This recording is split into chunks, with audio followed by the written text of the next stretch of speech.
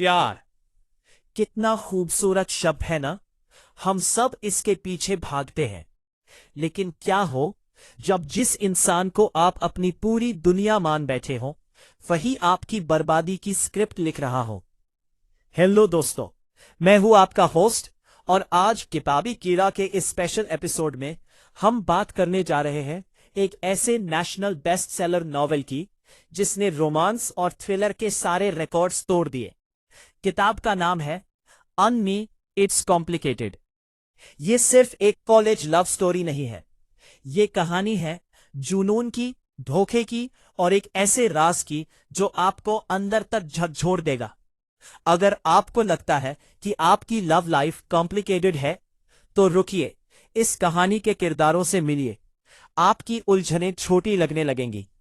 कहानी के केंद्र में है आरव, दिल्ली का एक आम सीधा साधा लड़का जो अपनी लाइफ में सेटल होने की कोशिश कर रहा है।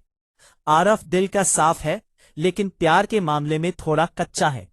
और फिर उसकी एंट्री होती है ताशो, खूबसूरत, बेबाक, मिस्टीरियस और इतनी अट्रैक्टिव कि कोई भी उस पर दिल हार जाए। आरव भी इसका अपवाद नहीं था। कॉलेज के कैंपस से शुरू हुई ये मुलाकात धीरे धीरे गहरी दोस्ती और फिर एक इंटेंस रिलेशनशिप में बदल जाती है। शुरुआत के कुछ महीने किसी परियों की कहानी जैसे थे। देर रात तक बातें करना, लॉन्ग ड्राइव्स और वो वादे जो अक्सर लोग प्यार में किया करते हैं। आरव को लगने लगा था कि उसे उसकी सोलमेट मिल गई है।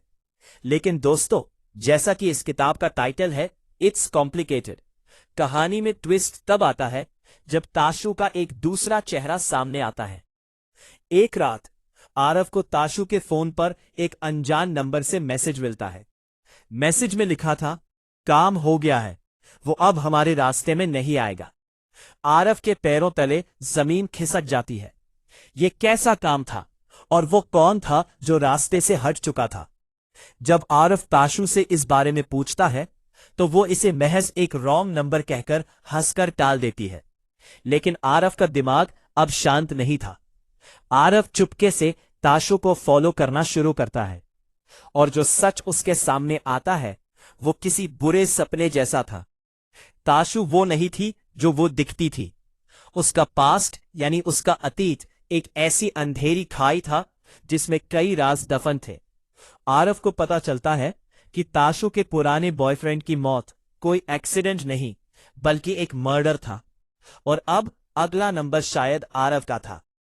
कहानी यहां से एक ऐसे चूहे बिल्ली के खेल में बदल जाती है जहां आरव को यह समझ नहीं आता कि वो ताशु से प्यार करे या अपनी जान बचाकर भागे। किताब का क्लाइमैक्स आपको अपनी सीट से बांध कर रख देगा। एक सुनसान विला, भारी बारिश और हाथ में एक लोडेड गन। आरव और ताशु आमने सामने हैं। यहां लेखक ने जिस तरह से सस्पेंस को बिल्ड किया है वो काबिले तारीफ है। ताशु आरव के सामने रोती है। वो अपनी बेगुनाही का दावा करती है। वो कहती है कि वो खुद किसी बड़े जाल में फंसी है। लेकिन क्या आरव उस पर दोबारा भरोसा कर सकता था? क्या वो प्यार अंधा था या आरव की आंखें अब खुल चुकी थी? और तभी एक गोली चलती है। लेकिन गोली किसने चलाई और कौन गिरा, इसका जवाब जब किताब के आखिरी पन्नों में मिलता है तो पाठक दंग रह जाते हैं। ये सिर्फ एक मर्डर मिस्ट्री नहीं थी, ये साइकोलॉजिकल गेम था जहां हर कोई एक दूसरे का इस्तेमाल कर रहा था।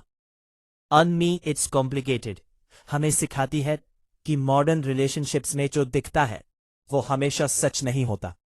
सोशल मीडिया के इस दौर में जहां रिलेशनशिप स्टेटस बदलना बेहद आसान है, वहां किसी के दिल के काले राज को छुपाना भी उतना ही आसान हो गया है। अगर आपको रोमांस के साथ एक तगड़ा, दिमाग घुमा देने वाला सस्पेंस पसंद है तो ये किताब आपके लिए ही बनी है। लेखक की राइटिंग स्टाइल इतनी ग्रिपिंग है कि आप इसे एक बार में ही खत्म करना चाहेंगे।